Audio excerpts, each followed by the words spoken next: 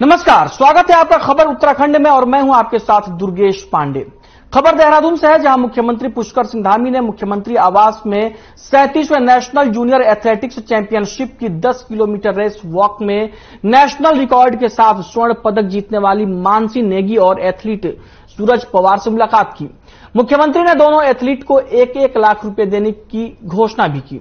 खेल विभाग की नियमावली के मानकों के अनुसार पदक जीतने पर जो धनराशि दी जाती है, इन दोनों खिलाड़ियों को वो धनराशि भी दी जाएगी। मुख्यमंत्री ने दोनों एथलीट को आगामी खेलों की शुभकामनाएं देते हुए कहा कि आगे भी राज्य सरकार द्वारा ऐसे प्रतिभावान खिलाड़ियों को हर संभव मदद दी जाएगी। मुख्यमंत्री ने दोनों एथलीट के उज्जवल भविष्य की कामना की।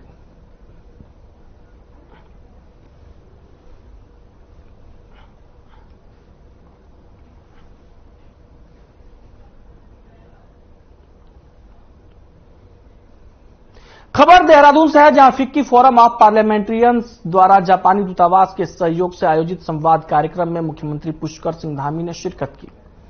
इस अवसर पर राज्य से जुड़े कई विषयों पर और जापान और उत्तराखंड के बीच पार्टनरशिप को बढ़ाने पर चर्चा हुई। इस अवसर पर मुख्यमंत्री ने जापानी प्रतिनिधिमंडल का जापानी भाषा से शुरुआत कर स्वागत किया। मुख्यमंत्री पुष्कर सिंह धामी ने कहा कि उत्तराखंड भूकंप और आपदा की दृष्टि से संवेदनशील राज्य है। उन्होंने कहा कि उत्तराखंड में डिजास्टर मैनेजमेंट इंस्टीट्यूट के लिए जापान से सहयोग लिया जाए। मुख्यमंत्री ने कहा कि उत्तराखंड में स्थानीय उत्पादों की वैल्यू एडिशन कर मार्केटिंग में जापान से किस प्रकार का सहयोग लिया जा सकता है, इस पर चर्चा की गई।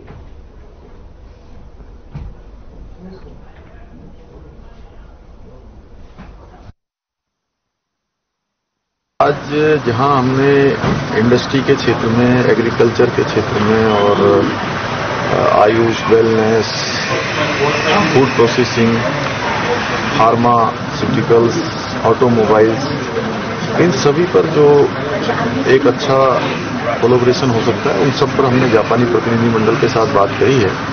इसके साथ साथ हमने जो डिजास्टर मैनेजमेंट है, भूकंप रोधी जो टेक्निक है और हर साल आने वाला हमारे यहाँ पर डिजास्टर है, आपदा है, उसके संबंध में भी ज्वाइंट एक उनकी टेक्निक यहाँ पर किस प्रकार से हमारे लिए कारगर हो सकती है। मुख्यमंत्री पुष्कर सिंह धामी ने जनजातीय गौरव दिवस के उपलक्ष्य में मुख्यमंत्री कैंप कार्यालय में जनजातीय समुदायों की शोभा यात्रा का फ्लैग ऑफ किया। भगवान बिरसा मुंडा की जयंती के उपलक्ष्य में मनाए जा रहे जनजातीय गौरव दिवस के अवसर पर उत्तराखंड राज्य की जनजातियों के लोगों ने शोभा यात्रा निकाली। इस अवसर पर मुख्यमंत्री ने भगवान बिरसा मुंडा जी के स्वतंत्रता संग्राम में योगदान को याद करते हुए उन्हें नमन किया तथा सभी को जनजातीय गौरव दिवस पर बधाई दी।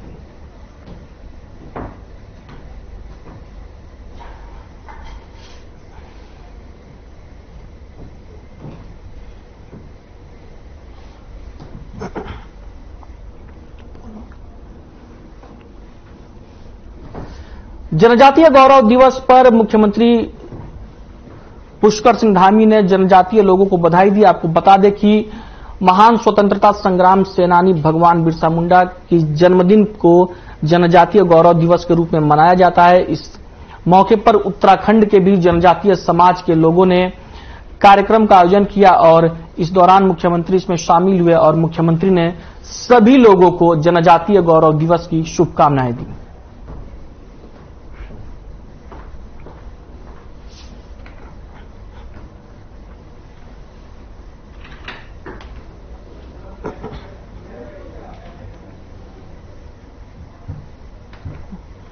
वहीं धर्मनगरी हरिद्वार में दिव्य सेवा प्रेम मिशन के तहत बनाए गए divine college of nursing and paramedical science का उद्घाटन किया गया। मुख्यमंत्री पुष्कर सिंह धामी ने इसका उद्घाटन किया। कार्यक्रम में केंद्रीय मंत्री महेंद्र पांडे, उत्तराखंड कैबिनेट मंत्री धन सिंह रावत, प्रेमचंद्र अग्रवाल समेत स्वामी रामदेव, आचार्य बालकृष्ण और कई हस्तियां मौजूद रहीं। सीएम धामी का कहना है कि इस कॉलेज के बनने से छात्रों को काफी सुविधा मिलेगी। कार्यक्रम में पहुंचे कैबिनेट मंत्री धन सिंह रावत का कहना है कि स्वास्थ्य को देखते हुए नर्सिंग कॉलेज खुल गया है। हमारी सरकार मेडिकल और नर्सिंग कॉलेज चाहे सरकारी हो या प्राइवेट, सरकार अपना पूर्ण सहयोग कर रही है। मैं दिव्य सेवा मिशन को शुभकामनाएं देता हूं। इसके द्वारा कॉलेज खोला गया है। उनको सरकार से जो भी जरूरत होगी वो सारे कार्य और सहयोग दिए जाएंगे।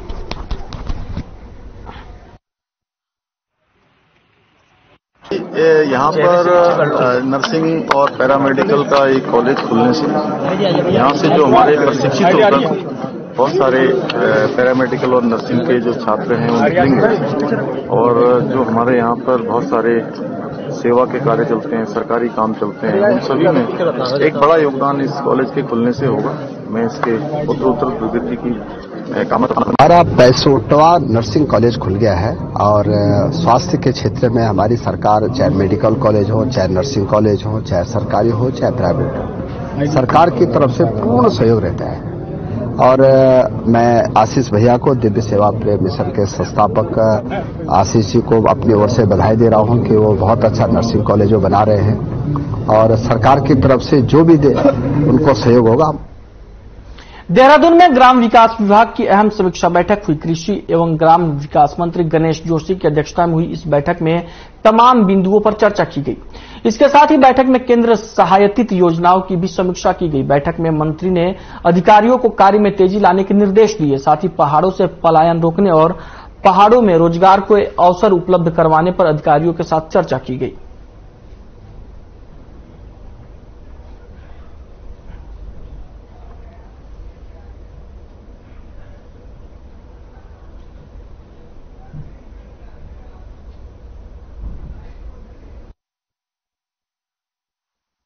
की अधिकांश योजनाएं 90-10 की रेशो में चल रही है। 90% सेंटर देता है, 10% हम देते हैं। उसकी मैंने समीक्षा की और चाहे उसमें मनरेगा हो, प्रधानमंत्री कौशल विकास योजना हो, पीएमजीएसवाई हो, मेरी गांव सड़क हो, सभी योजनाओं की प्रोग्रेस रिपोर्ट हमने ली। वहीं हल्द्वानी में सर्राफा कारोबारी पर फायरिंग के मामले में पुलिस ने मुख्य आरोपी को गिरफ्तार कर लिया है। पुलिस ने इस पूरे गोलीकांड के मामले में मुख्य आरोपी मनोज अधिकारी को हल्द्वानी के रामपुर रोड स्थित बेल बाबा के पास से गिरफ्तार किया, जिसके पास से पुलिस ने अवैध देसी तमंचा, एक मोबाइल और एक बाइक बरामद की है। पूरे घटनाक्रम का खुलासा करते हुए एसपी क्राइम डॉक्टर जगदीश चंद्र ने बताया कि मनोज अधिकारी की सर्राफा कारोबारी राजीव वर्मा के साथ पुरानी रंजिश चल रही थी। आरोपी मनोज अधिकारी की नौकरी चली गई थी और उससे उसको काफी नुकसान भी हुआ था। आरोपी जब सर्राफा के पास मदद की गुहार लगाने के लिए पहुंचा तो उसने मदद करने से इनकार कर दिया, जिसके बाद आरोपी ने वारदात को अंजाम दे डाला। फायरिंग का आरोपी मुख्य अभियुक्त मनोज अधिकारी, जिसपे कि नैनीताल पुलिस के द्वारा 20,000 रुपए का इनाम घोषित किया था, उसको आज गिरफ्तार किया गया है। पुलिस की कई टीमें इसमें लगी हुई थी। इसको आज बेल बाबा के पास से गिरफ्तार करने के बाद माननीय न्यायालय के समक्ष पेश किया जा रहा है। जो घटना का कारण इसके द्वारा पूछताछ में बताया गया कि इसकी कोई पुरानी रंजिश थी, जिसके कारण ये इसको बार बार धमकी दे रहा था और चूंकि एक पहले की एक FIR थी जिसमें ये जेल गया था और उसको सेटल करने के लिए भी इसने पैसे की इससे मांग की। कार्बेट पार्क से सटे मरचूला क्षेत्र से एक बाघ का वीडियो वायरल हो रहा है, जो कार्बेट टाइगर रिजर्व के कालागढ़ क्षेत्र के मंदाल रेंज का बताया जा रहा है, जिसमें एक मादा बाघ घायल अवस्था में मरचूला के बीच बाजार में दिखाई दे रही है, जिसमें बाघ का पीछा करते हुए एक वाहन भी दिखाई दे रहा है और वाहन से कुछ लोगों का बाघ को मारो मारो का शोर भी सुनाई दे रहा है। इसी बीच में 2 फायर की आवाज भी आती है। पहली फायर मिस हुई, जिसको गाड़ी में बैठे हुए लोग भी स्वीकार करते हुए सुनाई देते हैं। वहीं दूसरी फायर बाघ को लगती दिखाई दे रही है, जिससे बाघ घायल अवस्था में गिर पड़ता है और वीडियो बना रहे लोग इसको स्वीकार करते हुए सुनाई दे रहे हैं। अभी तक इसकी कोई आधिकारिक पुष्टि नहीं हुई है। वहीं मामले में विभागीय पशु चिकित्सक डॉक्टर दुष्यंत कुमार ने कहा कि उनकी देखरेख में शव का ढेला स्थित रेस्क्यू सेंटर में पोस्टमार्टम करने की कार्रवाई की गई। डॉक्टर दुष्यंत ने बताया कि बाघ की मौत छर्रे लगने से हुई है, साथ ही उसके कुछ अंदरूनी पार्टों में भी चोट के निशान मिले हैं। आपको बता दें कि इस क्षेत्र में पिछले हफ्ते बाघ ने एक महिला पर हमला कर उसे गंभीर रूप से घायल कर दिया था और मोहान क्षेत्र से मरचूला तक बाघ की दहशत बनी हुई है।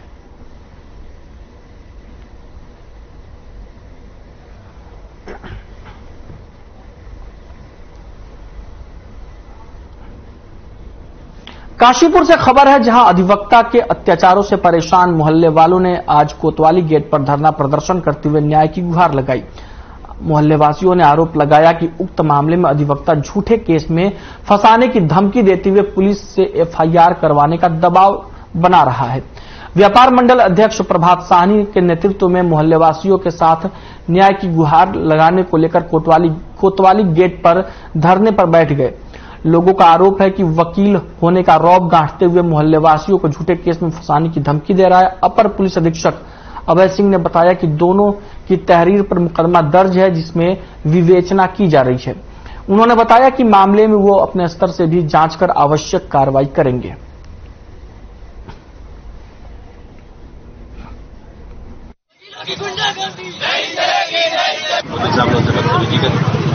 और ये कहा उसके खिलाफ मोहल्ले वालों ने वहां मुकदमा दर्ज कराया। उसके खिलाफ वकीलों ने जो प्रदर्शन किया, व्यापारी भाई का जो मुकदमा है उसके खिलाफ कोई कार्रवाई ना हो। जो उन्होंने मुकदमा दर्ज कराया उसमें कार्रवाई की जाए और जो मुकदमा व्यापारियों ने कराया उसे निस्तारित कर दिया जाए।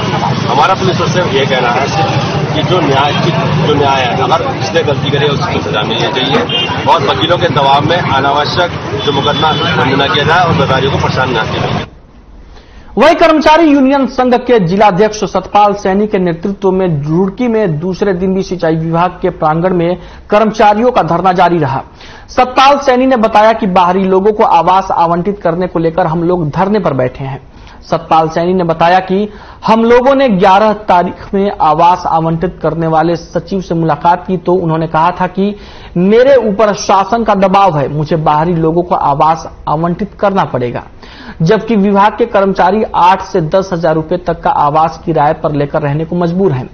वहीं जिन बाहरी लोगों को आवास आवंटित किए गए हैं वो लोग विभाग को किराया तक नहीं दे पा रहे हैं। सतपाल सैनी ने कहा कि हमारी मांगे पूरी होने तक हमारा धरना प्रदर्शन जारी रहेगा।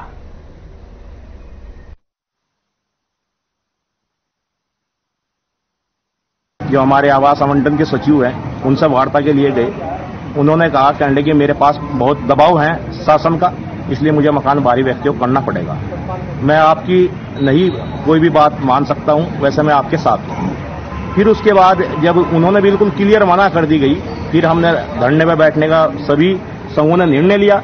जितने भी महासंघ के घटक 14 संघ है, ये आवास हमारे कर्मचारी को दे दिया जाए, जिसमें हमारे कर्मचारी इसमें जो जूनियर इंजीनियर है उस आवास को लेने के लिए लाइन में लगे हैं। वैज्ञानिक संपर्क हमारे हैं वो लेने। बुलेटिन में फिलहाल वक्त एक ब्रेक का है। ब्रेक के बाद खबरें और भी हैं।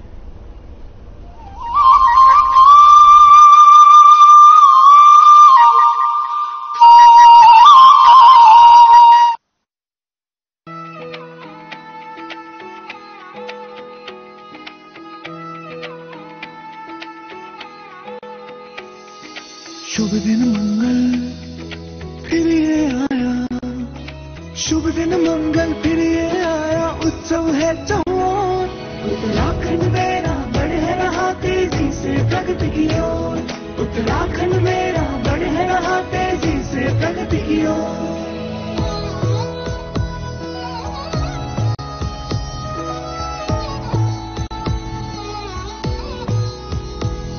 उम्मीदों को नए पंख मिल रहे, सपनों को आकार, रोजगार की राहें खुली, नए अवसर मिले अपार।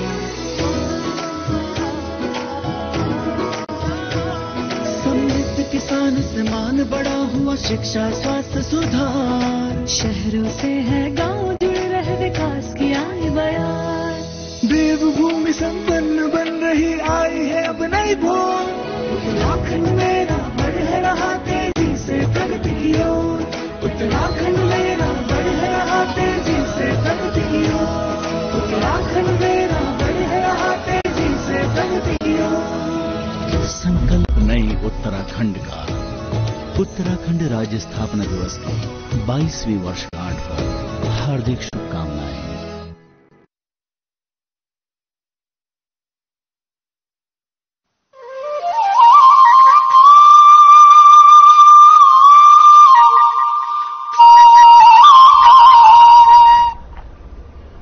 ब्रेक के बाद स्वागत है आपका। यूं तो शिक्षकों को भगवान का दर्जा दिया जाता है, लेकिन चमोली में यह सच साबित हुआ दिखाई देता है।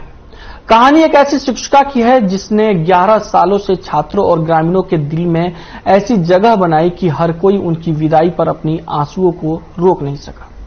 विकासखंड पोखरी के सुदूरवर्ती क्षेत्र राजकीय इंटर कॉलेज पोखटा में प्रभारी प्रधानाचार्य के पद पर तैनात विभा थपलियाल ने 2011 में विद्यालय में अपनी ज्वाइनिंग की थी। 11 वर्षों की सेवा के बाद उनका स्थानांतरण रायका थाला बैंड में हुआ, लेकिन विद्यालय में प्रभारी प्रधानाचार्य रहते हुए खेलकूद, शिक्षा, संस्कृति और विभिन्न क्षेत्रों में विद्यालय को आगे बढ़ाने में इन्होंने अपना अहम योगदान दिया। इनकी विदाई समारोह में बड़ी संख्या में स्कूली छात्रों ने रंगारंग कार्यक्रम आयोजित किए। इस दौरान सभी भावुक भी नजर आए।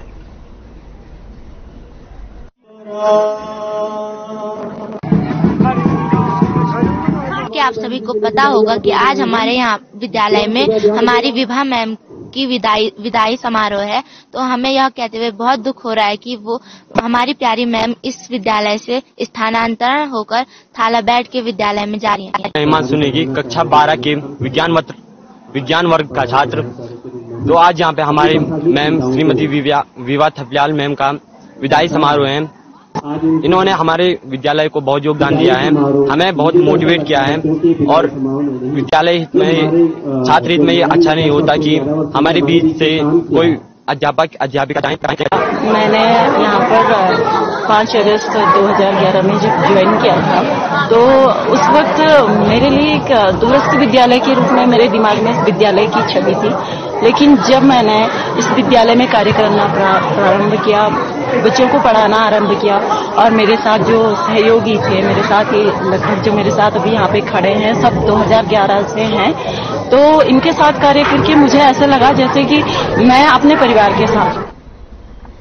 वहीं विकासनगर के डाकपत्थर में आयोजित 3 दिवसीय लोक सांस्कृतिक एवं खेलकूद प्रतियोगिता का समापन सांस्कृतिक कार्यक्रमों और विजेता टीमों को पुरस्कार वितरण करके किया गया, जिसमें बतौर मुख्य अतिथि सूबे के कैबिनेट मंत्री गणेश जोशी ने शिरकत की। इस दौरान बीजेपी के वरिष्ठ नेता रामशरण नौटियाल समेत कई सामाजिक कार्यकर्ता भी मौजूद रहे। आपको बता दें कि 3 दिनों तक चले इस कार्यक्रम में आयोजित कबड्डी प्रतियोगिता में जौनसार बाबर, रवाई और हिमाचल प्रदेश की टीमों ने प्रतिभाग किया। वहीं दूसरी ओर हिमाचल प्रदेश के सुप्रसिद्ध लोक गायक कुलदीप शर्मा ने भी अपनी प्रस्तुति से दर्शकों की वाहवाही बटोरी।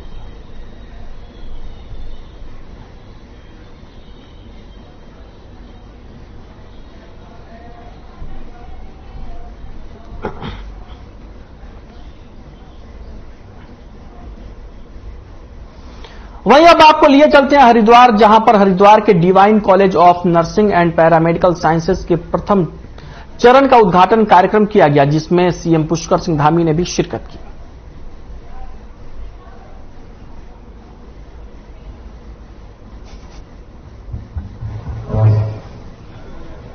भारत माता की, भारत माता की। आज बड़ा शुभ दिन है कि गत वर्ष इसकी नींव रखी गई थी और शिलान्यास हुआ था और आज लोकार्पण हुआ है। आज के इस कार्यक्रम में मंच पर उपस्थित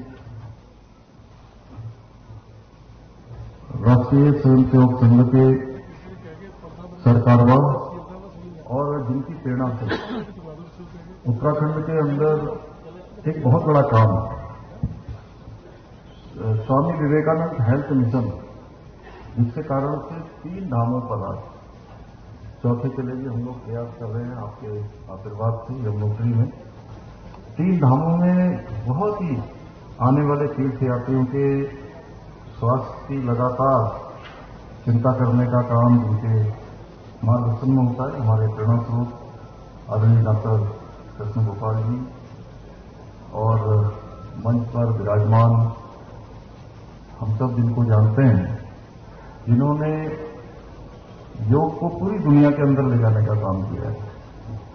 पूज्य स्वामी रामदेव जी, और बचपन से जब मैं विद्यार्थी था तब से आपके सानिध्य में रहकर हमने पढ़ाई करी और आज भारत सरकार के हैवी इंडस्ट्री के मिनिस्टर हैं बड़े भाई आदरणीय डॉक्टर महेंद्र पांडे जी, हमारे उत्तराखंड के पूर्व मुख्यमंत्री पूर्व केंद्रीय मंत्री आदरणीय डॉक्टर निशंक जी, आचार्य जी, आचार्य बालकृष्ण जी, हमारी भारतीय जनता पार्टी के प्रदेश अध्यक्ष आदरणीय महेंद्र प्रसाद भट्ट जी, उत्तर प्रदेश सरकार के मंत्री मेरे मित्र श्री ब्रजेश सिंह जी, हमारे राज्यसभा के सांसद और जिनका लगातार हमारे राज्य के साथ परस्पर जिनका मार्गदर्शन मिलता रहा है, डॉक्टर अनिल जैन जी,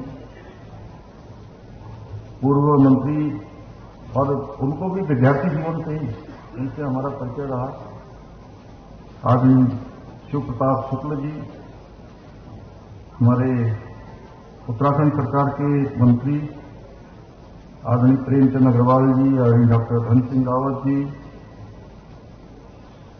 विधायक इटावा सरिता भदौरिया जी, आर.के. श्रीवास्तव जी, ओएनजीसी के चेयरमैन,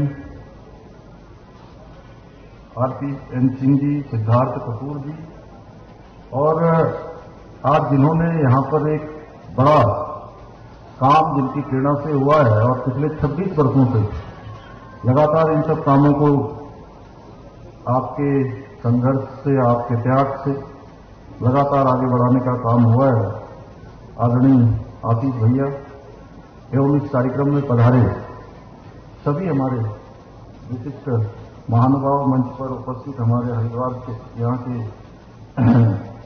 हमारे लोकप्रिय विधायक आदरणीय मदन कौशिक जी, प्रदीप बत्रा जी, आदेश चौहान जी, और ये क्षेत्र में जहाँ एक कार्यक्रम हो रहा है यहाँ के हमारे स्वामी यतीश्वरानंद जी, संजय गुप्ता जी एवं सभी आए हुए अतिथिगण, सभी महानुभाव पूरे देश से पधारे।